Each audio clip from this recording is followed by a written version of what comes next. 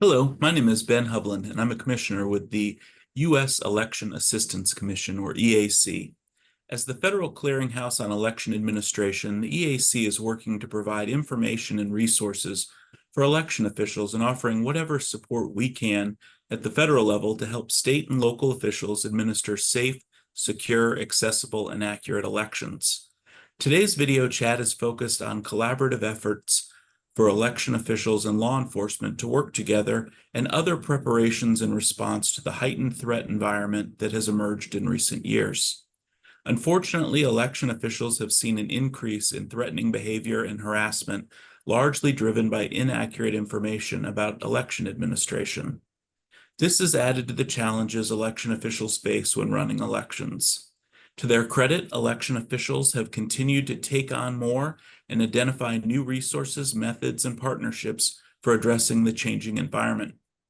Of particular note is the increased collaboration with law enforcement to coordinate and prepare for an array of potential scenarios, to ensure clear lines of communication, as well as establish roles and responsibilities. Additionally, we've seen significant efforts to communicate accurate information about election administration and an increase in awareness of de-escalation training and techniques to handle difficult situations. We're fortunate today to be joined by an excellent panel to discuss this important topic. Joining us are Maribeth Behl, who has served as the city clerk of Madison, Wisconsin since 2006. And I learned a fun fact. Apparently Tuesday has always been Maribeth's favorite day of the week. So I guess if somebody says it looks like you got a case of the Tuesdays, that's a good thing. So welcome and thank you for being here. We've also got Nathan Jaramillo, who after a number of years in the private sector began working in elections in 2017 and is the Bernalillo County Bureau of Elections Administrator. Welcome, Nathan. Thanks for being here. And finally, Chris Harvey, who has served in law enforcement for 23 years, but he was also Georgia's state election director from 2015 to 2021. Chris currently serves as the deputy director of the Georgia Peace Officer Standards and Training Council.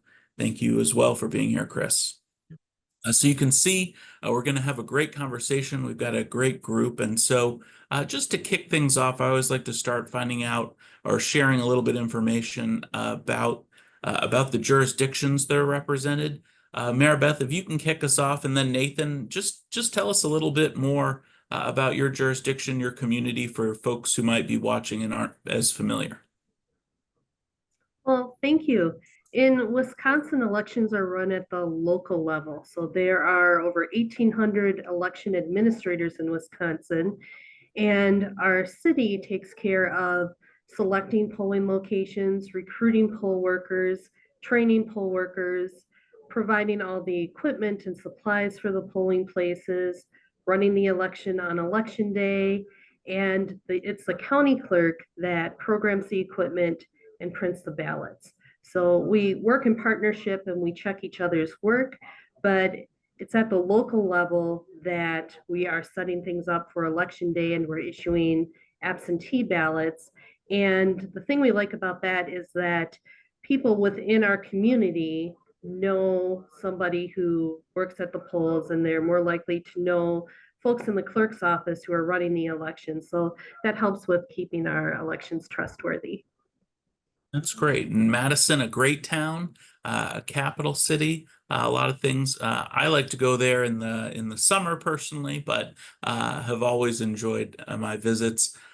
Nathan, turn to you for a little about Bernalillo County. I think maybe you like the idea of that Wisconsin model, but certainly I think New Mexico has sort of a more traditional county structure, but would love to hear a little bit more about Bernalillo County.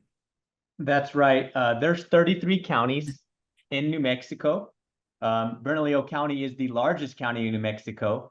And in 2019, the New Mexico legislative session passed what is known as the Local Election Act, which means all municipalities and entities opt into the administration of elections conducted by our office. So for Bernalillo County, we conduct the largest city in New Mexico, which is the city of Albuquerque. And so we have approximately 450,000 registered voters in Bernalillo County, and they really represent a diverse and engaged community in elections. And we are really excited for the 2024 general, and we're up and rolling. Great. And Chris, I think probably most of our viewers know what a state election director is, but a lot might not know what the Georgia Peace Officer Standards and Training Council, or POST, is. Can you share a little bit about that organization and the role it plays? Sure. Most states have something that is like POST. A lot of the states use the acronym POST. We're essentially the regulatory agency that certifies all the peace officers in Georgia. We standardize training. We set basic mandate standards. We do disciplinary actions for officers that cross the line into improper or illegal behavior. And I'm proud to say that Georgia was the first state in the country to mandate election law training for all new police officers in the academy. So starting in January, every new police officer in Georgia is going to get an hour of election awareness and election training. We're also going to make that available online in September for all current officers to as many as possible to take in preparation for what's likely to be a lively November. Well, that is great to hear, and I can't wait to hear more about that program. So thank you again for being here. Maribeth, I wanted to come back to you. In your bio, it mentioned that you've been the clerk since 2006 there in Madison. And, for those who follow elections, we know that Wisconsin has had more than its fair share of attention and challenges in the past few election cycles. Part of that comes with just being a swing state. Part of it is the changing environment that we're in. But can you discuss how the environment for administering elections has changed in Wisconsin since you started, and how has your office and your colleagues around the state adapted to that? Well, the one thing that's been constant has been change through legislation and through court rulings. And so we feel like we're a basketball team and we keep needing to pivot. And communication is key in making sure that we're all on the same page. What changes are going into effect this election? And do we remember what the changes were last election? So we've had to do a lot more documentation to give our poll workers resources to refresh themselves on what the current rules are. The hardest change has been that we have so many poll workers who've been at the polls for decades, and unlearning the processes they used to use can be harder than learning new processes as a brand new poll worker. So we do require our poll workers to take training every single election that they work, but with so many changes, there's only so much you can retain in one training session. And so we've had to rely on resources that we send out to the polls being complete enough and helpful enough that our poll workers are using them and that they are stronger than any institutional memory they might have from working for decades at the polls. Thank you for that. And certainly the changing environment, the legislation, the court cases, obviously adds to voter confusion and can also heighten the tension of that experience where people don't understand that the rules are changing occasionally because of obviously legislative or court action. Nathan, I wanted to come back to you. You personally had an experience that made headlines with a disgruntled failed candidate. For those not familiar, I guess I was hoping you could share a little of that story, and then also share a little bit about how that's impacted your thinking around collaborating with law enforcement to protect elections and election workers in Bernalillo County. Sure. And as many of us are aware, 2020 was not an isolated timeline for people that were concerned with veiled threats or even actual physical threats for election officials. And unfortunately, in 2022 and 2023, Bernalillo County was thrust in the spotlight when a failed candidate actually shot at the homes of election officials or elected officials. And his experience with our office started earlier on when he was running in the primary. We had to have face-to-face communications with the individual. After he lost, subsequently, he sent us a various level of threats and communications, and that escalated from there, where he actually showed up in person to our office. And then eventually, he actually showed up to my house to threaten me in late August of 2022. And in hindsight, it was a lot scarier than it was at the time, because at the time we weren't aware that he was the individual that was shooting at houses. We found that out in January of 2023 when he was subsequently arrested for that, and also hiring individuals to shoot at these homes as well. And that was a shock to your system, if you will, of how close it was and how much it hit home, literally hit home, and how it have impacted not only myself, but my family. My wife was very, very pregnant at the time when he showed up to the house. We actually moved after that, not because of that. We were in the process of moving because she was pregnant for a bigger house. But that really helped us question personally our own personal safety, how we impacted our alarm system, how we conducted our communication to each other to make sure we were okay. And then from a work standpoint, it really impacted how we would have a line of communication with local law enforcement partnership, making them aware of the various threats and how quickly they can escalate. You may not think that somebody threatening is going to actually act upon those things, and then it hits home and you're like, wow, that really can escalate to that level of concern. And so we partnered not only with local law enforcement, but federal and Homeland Security to make sure that that line of communication is strong and any sort of threats are reported upon and followed up upon in a timely manner to ensure that doesn't happen again or impacts us negatively in the future, to the best of our ability, that we're actively prepared. Well, thank you for sharing that. I am a silver lining to that story that individual was found, and again, obviously when we have these scenarios that are outside of the bounds of the law, they're unacceptable and people should be held accountable. So I'm glad to hear that is the case in this story. It does make me think, one of the things that has been so interesting in the last few years is really to discover there are a number of folks in the elections community who have former law enforcement experience. Chris, of course, you're one of those people who has spent your career both in the elections community and law enforcement. And I was hoping that you could speak about the value of making those connections and its impact on planning and preparation for everybody involved.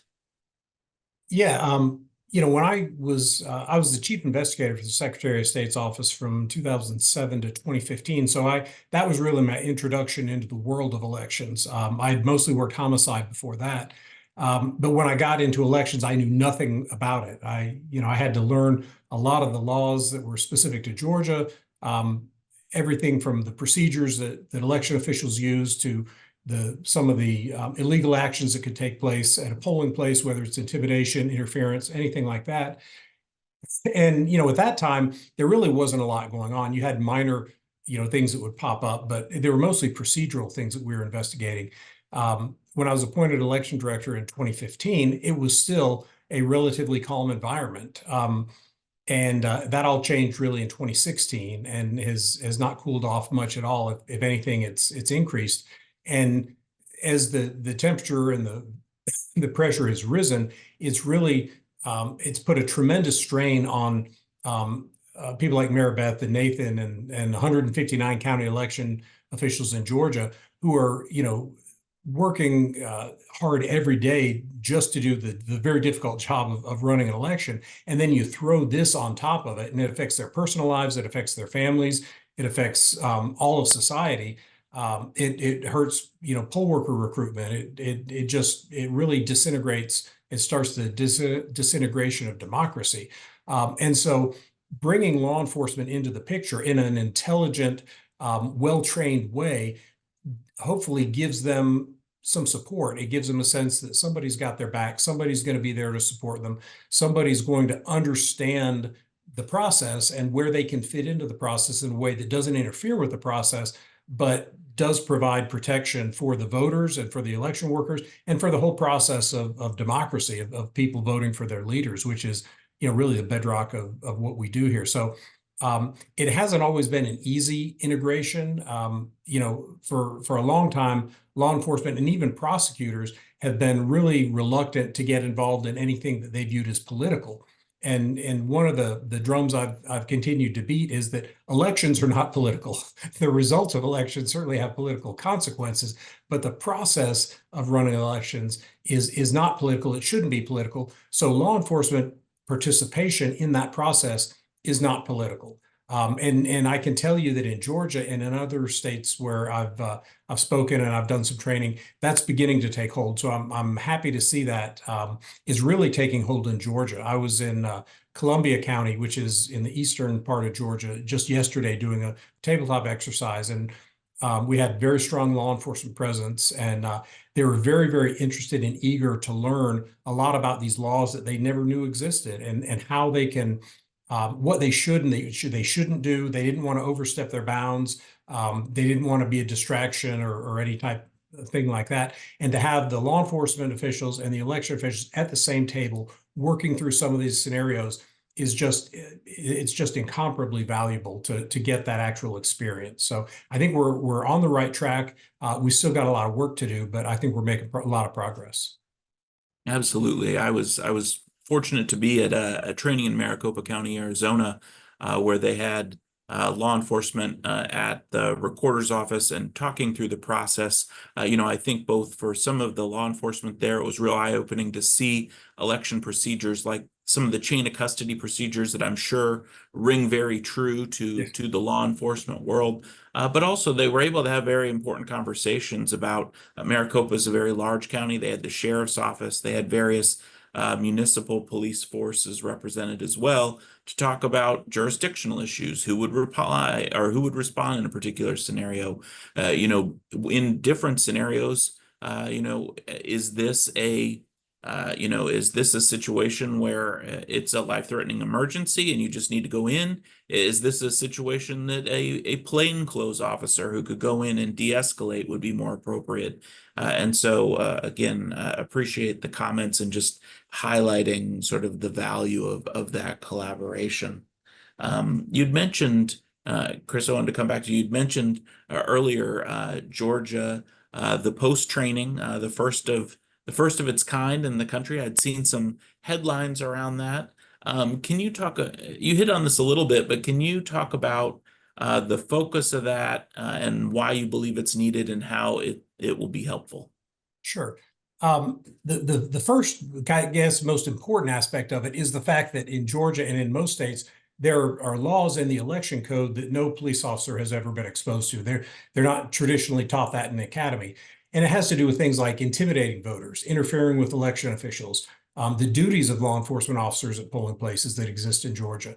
All these kinds of things that an officer could respond to a polling place and could witness a crime that he or she doesn't know is a crime. So the most important thing is to get that information into their hands and into their heads and into a resource that they can use.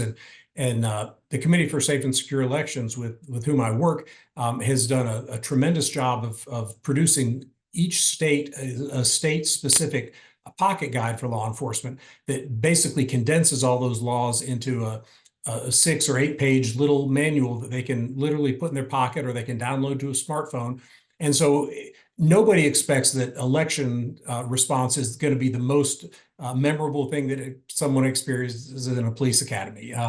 But they're at least going to be exposed to it. They're going to know that it exists and they're going to know where to find it. In that same training, we also talk about, and we talk about the tabletop exercises, that law enforcement is not the star of the show in elections.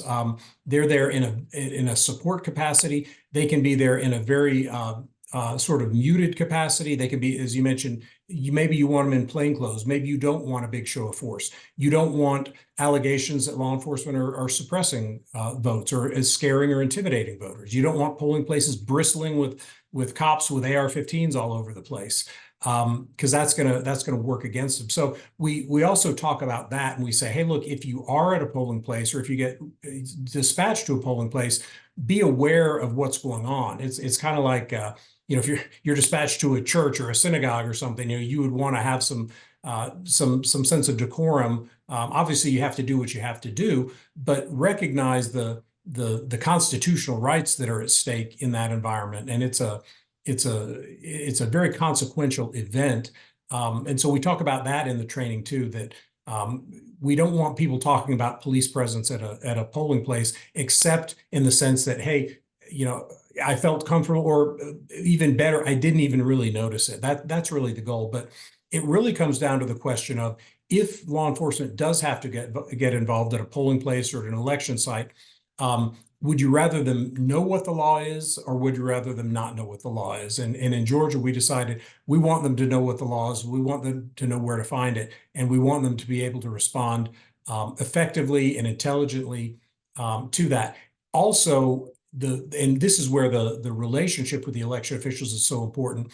It's one thing to tell police officers what is against the law, what is illegal activity. It's also incredibly important that they understand how these things have been dealt with for decades. Little things that may be illegal, like wearing a candidate's shirt or a hat, while technically it may be a crime, they're not there to police the election necessarily, because 99% of those issues are handled by poll workers. Poll workers are experienced and good at de-escalating and solving these little problems without the need of law enforcement. And so we encourage them to build these relationships with the election officials, understand what happens at a polling place and how some of these things are dealt with, and to really show a restrained response whenever possible. But if something happens, it's good to have them there, ready, capable, and trained to respond. That's great. It's great to hear more about that. I certainly, I think one of the interesting things about working at the national level and seeing the 50 state is you really have this wide variety. I know election officials from different states are sometimes surprised because it really ranges from states where law enforcement is prohibited in polling places, obviously, in most scenarios, to states that require law enforcement to be there, and so much of that is local history and culture, and what is comfortable to the communities there. And so, I do think you mentioned the guides. Certainly, I've seen those, and the brainchild of Neil Kelly, former Registrar of Voters of Orange County, California, who many of our viewers may know or recall from his work there, but also one of those folks who I had not known before, had been in law enforcement, had been a police officer, and that the notion for that came out of his time as a beat cop, walking around and having those guides like that in his pocket. So a great resource that just has the law as it's written. So thank you for flagging that.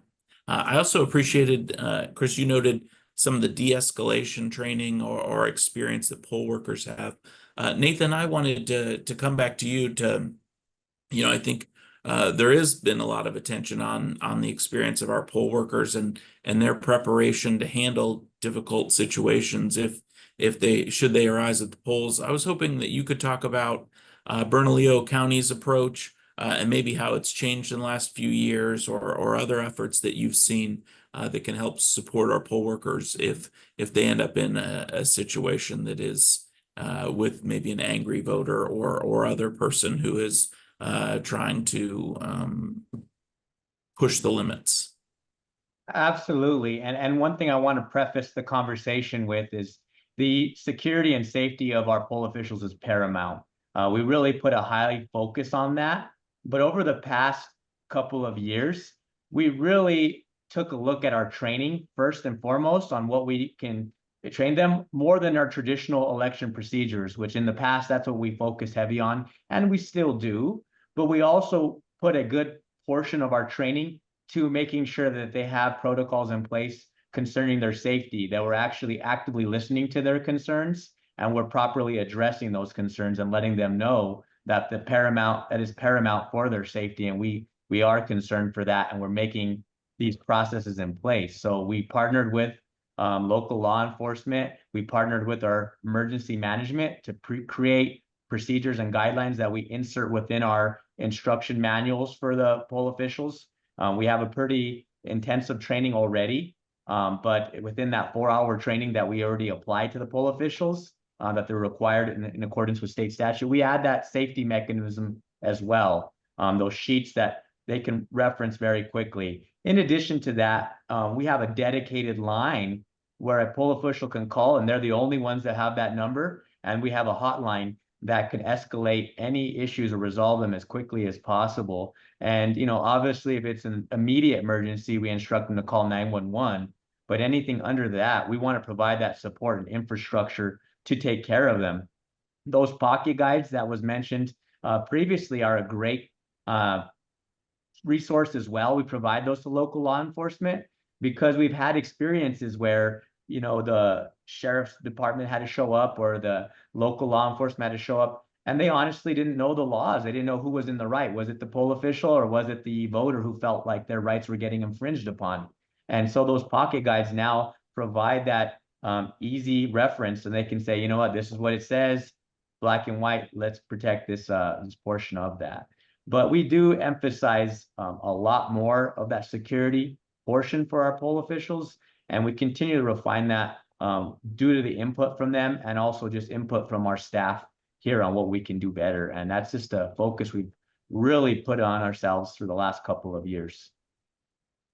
That's great. Thank you for sharing that. Maribeth, I wanted to come back to you. I understand you've worked with your local police department and fire department to provide additional training to your poll workers or chief inspectors. Can you tell me a little bit about that training and your partnership with those local first responders? Yes, we have a police officer who is also a poll worker, and so he understands exactly what the poll workers are dealing with at the polls on election day. And the police department has allowed him to provide our chief inspectors and some of our other poll workers with training on citizen response to active shooter events and de-escalation training. And so our chief inspectors got to go to the police department's training center, which they thought was an extra special treat, and have this training in small groups with an actual police officer who understood what it is they're doing and what they're facing on election day. And then I furiously took notes during those trainings, so those who couldn't make it were able to get a summary of everything that was recommended when we did our regular chief inspector training.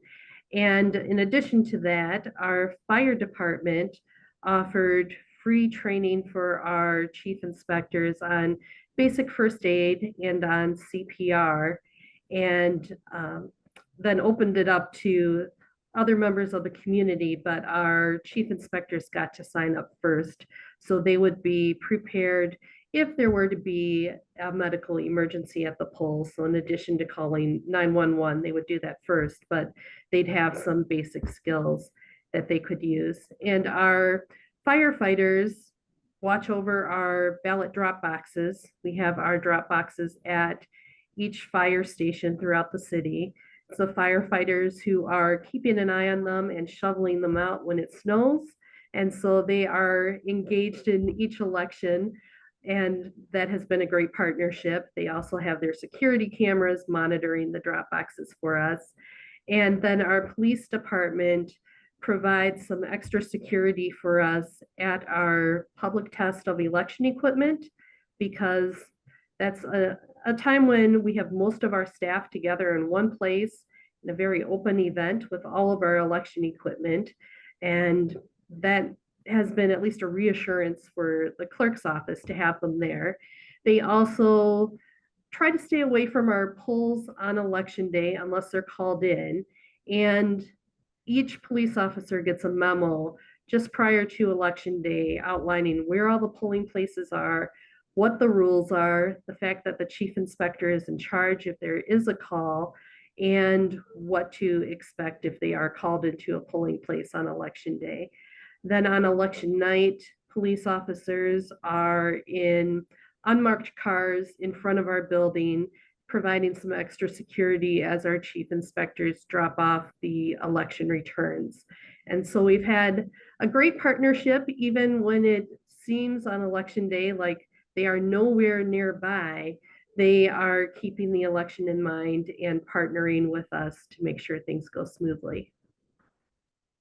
It's excellent. Thank you for sharing all that work. I think it's always amazing the work that goes into administering our elections and all the things that people like yourself have to think about and the process of that. So appreciate you sharing that. Chris, I wanted to come back to you. I think that again, obviously through this conversation, we've heard about the importance of this work. I have heard some people raise concerns that some of these efforts are related to preventing access or limiting individuals' rights. You kind of hit on this earlier, and I haven't seen that. To the contrary, my experience has been that the focus is on ensuring that people follow the law and of course public safety. And I think that's the nature of elections. We want them to be transparent. We want people to engage in the political system, but it's also critical that people follow the law as set out in the Constitution, by Congress, by state legislatures across the country.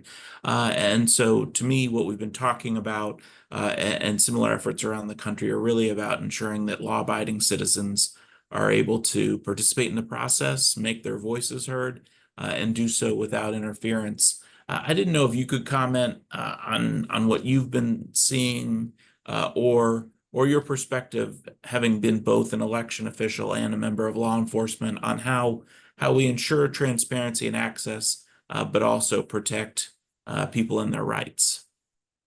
Yeah, I would agree that the vast majority of response I've seen and we've gotten from this has been very positive. There were a couple of groups in Georgia that expressed a little bit of concern about this, along the lines that you spoke about, whether it's intimidation or suppression or just fear. And so as soon as I saw those comments, I immediately contacted those people in those groups, and we set up a meeting. And I said, look, I'll be happy to show it to you. We'll talk about it. I think I'll answer your concerns. So we did. We had a conference call, and I sent them the training. I gave them a chance to ask questions, and I think at the end they were generally satisfied that it was truly done in the spirit of trying to provide a neutral field for people with very strong and very different political beliefs to exercise their rights freely without intimidation. I think one of the things that Maribeth mentioned that sort of made me chuckle is snow, digging out the ballot boxes in the snow. That's not a problem in Georgia, but I think Don't have that in Georgia. No, not much of an issue. But she raised a great point, and you talk about you mentioned kind of the diverse states approach to law enforcement at polling places. And one of the things we talk about when we go out throughout Georgia or other states is so much of it is sort of community dependent. And the people that know best what the response to law enforcement is going to be are the people, the sheriffs and the police chiefs and the election officials. And so and I can tell you there are some counties in Georgia where they love to see deputies at polling places. There are some counties in Georgia where they would have many more reservations about that, based on historical and demographic and all these different things. And so there's not a universal one-size-fits-all solution to this. In some places, a stronger presence is going to be appreciated. In some places, a much more subdued presence, maybe use of plainclothes officers, unmarked cars, things like that are going to be what's called for. And so in all this relationship building we're talking about, it's just so important that what happens in Atlanta, what works there and what's needed in Atlanta may not be needed in South Georgia, maybe a hindrance in South Georgia. And so we don't prescribe any particular behavior or any particular plan, but we do strongly encourage that those people that know their communities and their counties best get their heads together. We also encourage, the participation of community groups, people that may have a concern, bring them into the conversation, share some plans and ideas and strategies with them before the event so that they're aware that, hey, this is why we're doing this. This is why you may see police. This is why you may not see police. and reach out to those folks so that everybody feels included and has their voices heard. Everyone may not be 100% happy with the solution, but at least you've been upfront, you've been transparent, and you've, as Nathan pointed out, the number one priority is the safety of the poll workers, the voters, and the process, and to not back off from that. Absolutely. Thank you for that. Well, I've appreciated the conversation so far and everything that's been shared. Sadly, we're getting close to our time, but I wanted to give everybody a chance for any closing thoughts on the conversation, or if there's anything that you want to hit on that we missed. Maribeth, if you want to start us off. Sure. The next thing we have coming up with our emergency responder partners here in Madison is planning a tabletop exercise in preparation for the November election. So that's something we do every 2 years. And then in between the November elections, we're staying in touch with preparations for our smaller elections. But that also includes others in city government, and it's a great way to get everybody on the same page and thinking ahead toward the election, that it's not just a day, but it's really an election season. And so we're looking forward to that and continuing to try to build on those partnerships in the couple months ahead till our next big election. Great. Because you mentioned it, of course, tabletop exercises, a great way to prepare. Actually, here in my office, hot off the presses, the EAC has just created a new resource called the Training Election Scenario Test Deck, which I'll hold up, and it's a deck of cards with tabletop exercises in a box scenarios there. So hopefully you all can get one of those soon, but certainly a great resource to check out. And again, doing that work to prepare and practice. Well, thank you for that, Maribeth. Nathan, I don't know, any final thoughts? Yeah, so one, I concur. The tabletop exercises are an excellent way to prepare yourself for any upcoming election, go over various scenarios for your staff and for your team on what could happen in the event of an issue during an election. In addition to that, we talked about law enforcement support. It's really important also to focus on community support as well within your jurisdiction to really get the community behind protecting not only the elections and the fundamental foundation of democracy, but also the poll officials as well, acknowledging and appreciating them for their efforts. I mean, they're not taking that job to get rich. They're doing it as a public service. And so we really focus and emphasize our efforts on letting the communities know, hey, these people are doing this for you, to give you access to vote, which is at the end of the day, that's our goal, is to have everybody have equal access to vote and have their voice heard. 100%.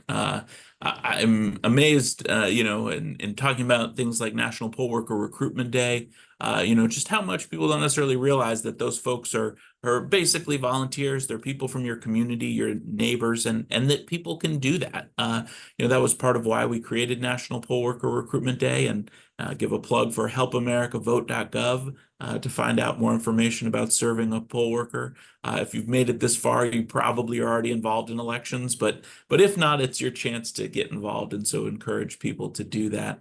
Finally, Chris, any closing thoughts? Yeah, just one thing I'd like to offer, because I know this will go out to people throughout the country. The Committee for Safe and Secure Elections, which I mentioned before, we've got a website. It's at safeelections.org, and there we've got all 50 state pocket guides for law enforcement. We also have resources for law enforcement and election officials. We've got draft memorandum of understanding, MOUs, that may be helpful with law enforcement and election officials in terms of designating responsibilities. We can come do tabletop exercises. We've got ways that you can start building these relationships if you haven't been built. The 5 steps to meet, to share, to plan, practice, all these kinds of ways. So if you're sitting out there and you think, oh my gosh, we haven't done any of this stuff yet, go to safeelections.org, look at the resources, whether you're in law enforcement or whether you're in election officials. And the first most important thing is to pick up the phone and call your counterpart on the other side and say, hey, let's get together and talk about and see how we can work effectively together to make sure that this election event is safe. Law enforcement's good at preparing for big events, whether it's a football game or a concert or a convention or something like that. But there's some special considerations for elections, and we've got a lot of resources there that I think everybody can take advantage of and learn from. Absolutely. Great resources. Thanks for flagging that. And so with that, I'd like to thank all of the panelists for joining me today for this valuable conversation. The EAC has links to the resources mentioned in this video and others to support election officials. And I'd like to thank the people who watched this. Please check out the EAC's other videos and resources, and thank you for helping Americans vote.